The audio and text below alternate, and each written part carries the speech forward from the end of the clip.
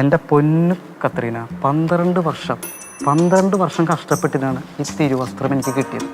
അത് നഷ്ടപ്പെടുത്താൻ എനിക്ക് ഒരു താല്പര്യമില്ല. ഞാൻ മര്യാദയ്ക്ക് ജീവിക്കുന്നത് കണ്ടിട്ട് നിനക്ക് സഹിക്കുന്നില്ല എന്നുള്ള കാര്യം എനിക്ക് മനസ്സിലായി.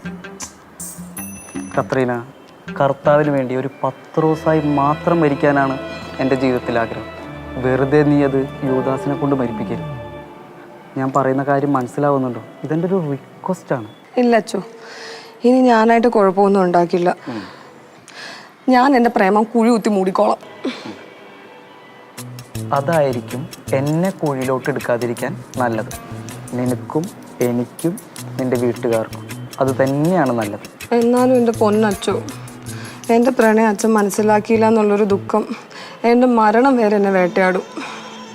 അച്ഛൻ എഴുതി വെച്ചോ, ഒരു കാലത്ത് അച്ഛന് എൻ്റെ മനസ്സ് മനസ്സിലാവും. അന്ന് അച്ഛൻ ഈ കത്രീനെ നഷ്ടപ്പെടുത്തിയത് ആലോചിച്ച് ദുഃഖിക്കും. വേറെ എന്തെങ്കിലും പറയാനുണ്ടോ കത്രീന? ഇല്ല, എൻ്റെ പാപങ്ങൾ പുറത്ത് എന്നെ അനുഗ്രഹിക്കണമേ, അത്ര